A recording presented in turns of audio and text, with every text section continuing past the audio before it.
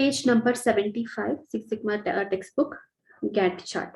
Okay, so it is when you're making a Gantt chart, make sure you have a graph.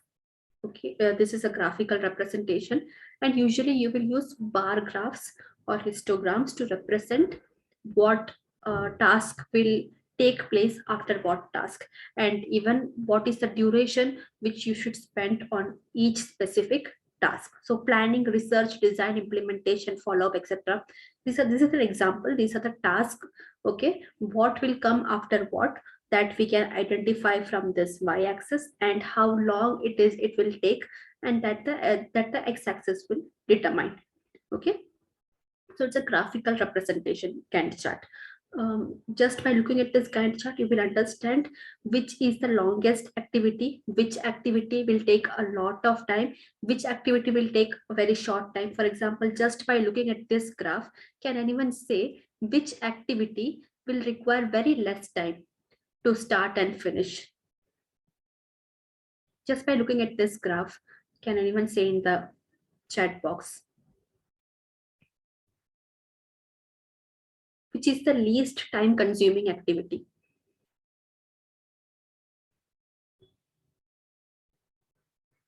Yes, follow up is the least time consuming activity based on the area covered in the x-axis adjacent to the task of follow up. And which is the longest activity, which will be the most time consuming activities?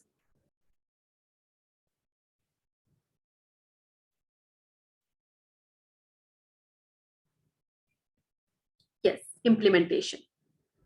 Planning also, implementation much more than planning. Okay, so since this image is not on graph, that's why we can't get exactly how long. But when you depict these images, when you translate the same information into graph, you will understand each activity is how long, and which activity is least time consuming. Okay, so next we have the PERT chart. The full form of PERT is project evaluation and review technique. Okay, this is also a kind of scheduling chart. Okay, Gantt chart is also a kind of scheduling chart which is used in project management. When you're coming up with new projects, you use these different types of charts. Okay, so PERT chart is used. You can use PERT chart on a plain paper. You do not require a graph paper, or you do not require any graphical representation for PERT chart. You can do it in plain paper. From left to right is usually the most common direction, from left to right. But depending on the task of the activities, when you are planning it for the first time, it can go in any direction. Okay, so usually from left to right, start date to end date. And just by looking at this kind of network diagram, you can understand how each of this task is given in this blue boxes. Okay, in this blue background are the different tasks. So each of the different tasks will have maximum time required to complete and minimum time required to complete. In Gantt chart, you will not get this information, but in PERT chart, you will get the information on how long you can take to complete this activity, and within which minimum time you can complete the same activity. You will have two times, maximum time and the minimum time. Okay, and also how each single activity will affect other activities. Okay, for example, releasing the hardware. Okay, it is dependent on testing the hardware, also creating specifications also, and also designing the hardware. How different activities, okay, how different activities can directly or indirectly affect upcoming activities, that we can see through the PERT chart. It is much more detailed, and it is much more step oriented, and it is much more interrelated. Okay, the relationship between two or more activities can be judged by PERT chart. It is a network diagram. This is not a graphical representation. It is a network representation, network of different activities, how they are interrelated. Okay, so that's PERT chart. Then you have decision matrix. Decision matrix is on page number 77. So basically, you have to make this tabular format based on the rows and columns which has the message of urgent, not urgent, important, not important. And you may have n number of activities at your disposal which you have to complete. Okay, so these activities, some of this can be too important, some of this can be kept for later time. So how a manager will understand which has to be done today or by at this moment, and which we can keep it for later weeks or later days. Okay, so for that, to take such decisions, matrix is used. Okay, so things which are urgent and important, you have to do it right now. Do. Okay, so task with clear deadlines and significant consequences if not completed in a timely fashion. For example, from the billing department, morning and evening, before the bank closes, money has to be put into the respective bank which is dealing with the finances of that particular hospital. So that is a very important task, and that comes with the time constraint. There is a deadline. By 3 o'clock this money has to be submitted in the bank. Okay, by 10 o'clock in the morning, the money has to be submitted. The cash which you collect throughout the night, through the emergencies and all, it will be submitted in the morning hours, and then what you collect in the morning hours will be submitted in the afternoon 3 o'clock. So that's kind of the flow of activities in a billing department, for example. So these things are very urgent and important. It has to be done on that specific time. Okay, things that are not urgent but they are important, that you have to schedule it. For example, auditing. Okay, auditing you can schedule it. So task with no set deadline but that bring you closer to your long term goals. Okay, that you have to schedule it. Delegate things that are urgent but not important. Manager doesn't have to involve in these things, but these things are very important. Giving day to day reports. Okay, doing the infection control checklist. Okay, day to day checklist, everyday checklist. Okay, those things, managers don't have to individually go to each and every ward and check that. They can delegate these activities to their assistant manager or delegate these activities to the ward in charges. Okay, so these are the examples for how you delegate things. Things are urgent, it has to be done on time. Okay, there's a time constraint, but it is not that important. So these things can be delegated. You can give these works to or tasks to others who are below, subordinate to you. They can take it. Okay, then delete things that are not urgent, not important, and that will not add up any value to your uh, organization, or will not add any value to your work. Those things you have to delete, take away from the list of works to do. Okay, the tasks that distract you from for your preferred course of action. Okay, and they do not add any measurable value, such task remove it from your to do activities list. So this is how decision matrix works. Then you have force field uh, analysis. Okay, there are driving forces and resisting forces. So driving forces, can anyone explain what would this mean, driving forces? Just by look, if you have a basic understanding of psychoanalysis or psychology. Okay, the occupational psychology, occupational behavior. Okay, driving forces. Do you have any other words or any synonyms which can explain driving forces? And contributing factors, motivating factors. Okay,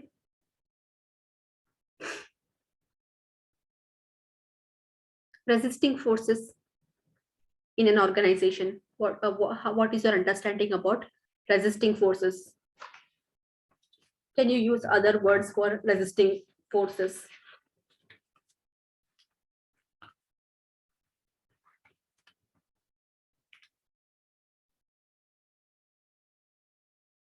Think about it. Resisting forces, limiting, maybe things that cause conflicts within the organization. Okay, so now you have factors that can either motivate one or either cause conflict. Okay, for example, I'll give you an example. You have to state few examples for driving forces and resisting forces. Okay, so everything in your hospital was paperwork. Now we are going to do everything on a digital platform. Okay, everything is going to be digitalized. Okay, computers are going to be implemented, hospital information system is going to be implemented. This is going to affect everyone's work from top management to bottom management. Okay, from medical fraternity to non-medical fraternity. Okay, doctors, nurses, pharmacists, everyone has to leave their paperwork. They have to transit from paperwork to digitalization. Okay, that's the goal. That is something the management wants to implement. So the management will now do force field analysis. Before implementing anything, the management has to see what are the things that will support this decision, what are the things that will try to create conflict because of this decision. The factors that will support the decision are the driving forces. The factors that will cause conflicts and internal resistance is called the resisting factors. Okay, so give me a few examples of resisting factors when you are going to implement computerization in your hospital. You are going to make a transition from paper to entirely digital in your hospital. What are the kinds of resistance challenges the management can face from its employee? You can list out few resisting forces. What do you think? Imagine a situation like this.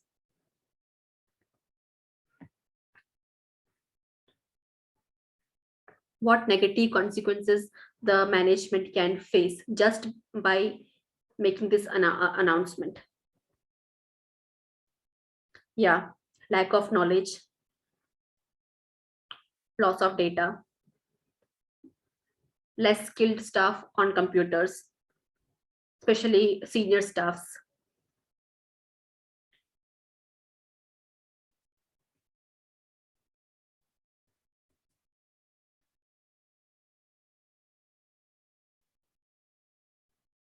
Doubt from the staffs that their workload can increase. They may not believe it, because so far everything was on paper. They can't believe the same thing can be done on computers.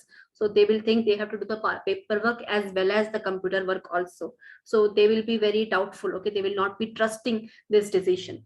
Okay, so these things are the resisting forces. Now we got around 4 to 5 resisting forces. Okay, now give the examples of motivating forces. How in what statements can be used, or how what all things you can identify which can be motivating others to leave paperwork and move towards the digital platform. Give you examples of that. Just imagine when a hospital is completely leaving the paperwork behind and moving towards a digital field, what kind of positive impact you can expect.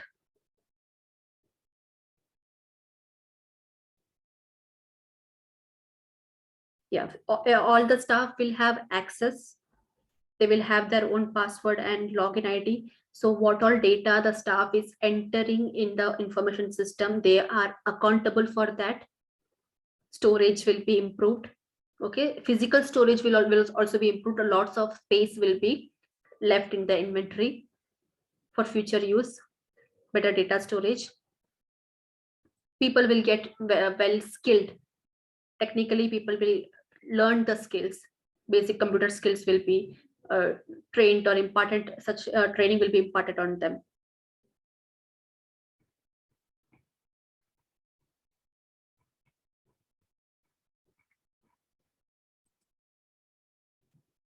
Also, main thing about doctors, about the prescription, everything. Handwritten notes are not always legible. Okay, so things that are put into the data that are stored into the computer, it is going to be much more legible. Reduced medical errors. Okay, medical errors can be reduced. Medical errors can be tracked. It increases the accountability of each staff. And obviously the hospital will become much more technologically advanced. Okay, the organization will have an upper hand over its competitors. Okay, so these are the driving forces. So now to make up now when the management wants to implement this computerization and everything, okay, the main challenge the through the force field analysis is what the management will face is they have to make sure the resisting forces are way less in number as compared to driving forces. They have to find out new driving forces. If you want to really implement something, if you want to really sell your point, okay, you have to give more of pros than cons. The same thing applies here. Okay, driving forces should be in much more quantity as compared to resisting forces. Okay, then only you can make your point and you can implement certain new strategies. So that's how force field analysis work. Then you have the this is a stakeholders analysis matrix, okay, used by the top management. Stakeholders are coming under the top management. Middle management and the lower management will not have much role to play. Okay, so for example, if you want to bring new facilities to your hospital, okay, that's a very top management. That's a strategic decision. Strategic decision means decisions taken by the top management. Okay, so when these kind of strategic decisions are taken, okay, every strategic decision will, it will impact directly or indirectly, will impact the shareholders, trustees, top management and stakeholders. Okay, it will impact you. Using this matrix, you will understand how it is going to impact, how positively or negatively it is going to impact. Even if it is going to impact positively, will it be medium level impact or high level impact or a very low positive impact? If it is going to impact someone, a sponsor, owner or anyone, if it is going to impact negatively, okay, what will be the strength of that negative impact? High, low, medium. Okay, so that's how the stakeholders uh, process matrix will work. Okay, so you can see here who all are the stakeholders in certain industry or organization: the owner, okay, the trustee, the owner, sponsors, okay, team members, project managers. Okay, all the top management will come under this section. What kind of activity you are planning, their interest will be under this section. How each of this interest is going to impact this particular stakeholder and how strong the impact is going to be. Okay, that will be estimated. It is estimated. Okay, you are not actually calculating it, it is estimated. You are making a projection. Okay, it's speculation. It here they have shown medium positive impact, but in practicality it can be a high positive impact or negative impact. Okay, things when they actually work out in action, they may sometimes deviate from your estimations. Okay, then estimated priority, obviously the owners say the final say. If you want to increase new facilities in your hospital, the owner's final say will be the number one priority. Even if all the team members, project managers are saying no, we do not want that, but still owner will have a much more upper hand in the final decision. So estimated priority will ensure that who has much of a say in this particular decision. So that's how this is used by the top management only. When you reach the top management, you will understand how to make this kind of matrices work. Then you have planning matrix. It is very much similar to the Gantt chart which we discussed, but in Gantt chart you require a graph paper to jot down all the activities, the time taken and everything. But this thing we can do on a plain paper. Okay, task which has to be done, who is the responsible person to do it, and by when it has to be completed.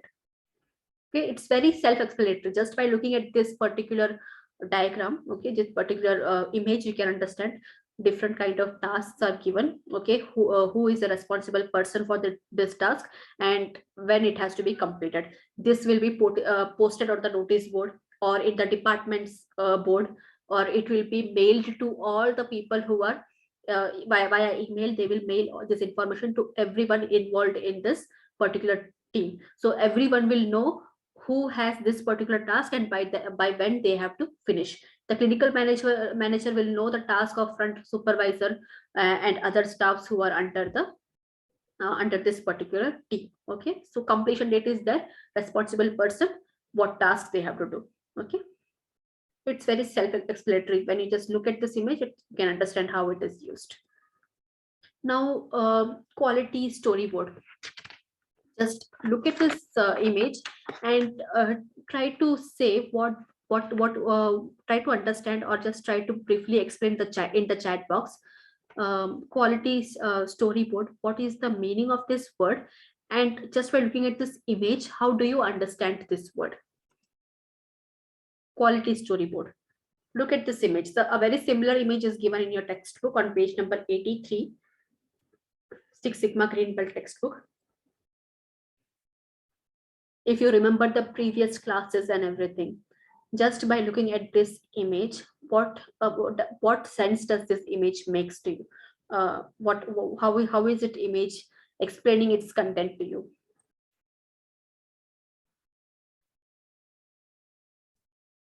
Yeah, it is a pictorial analysis, but what kind of pictorial analysis?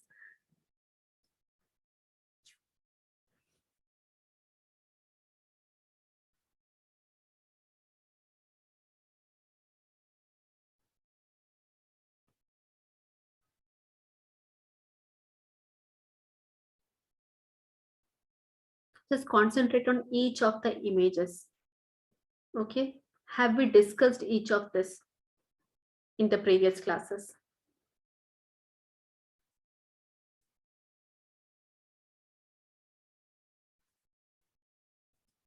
So quality storyboard, in the sense it is, let's say DMAC, okay, design, measure, analyze, improve, control. All the tools, management tools which you have used, okay, in each of these steps, in one single whiteboard, everything will be represented. It is a snapshot of everything you have done.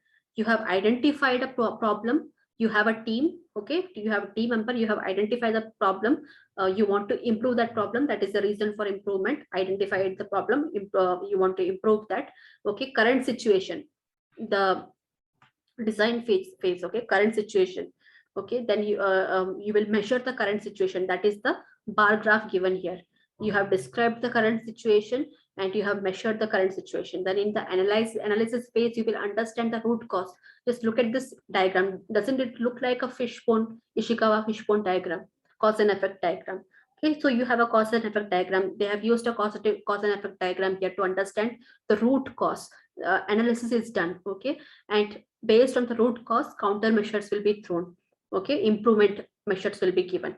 If it is not working, what second best options do we have? Those will come under the countermeasures.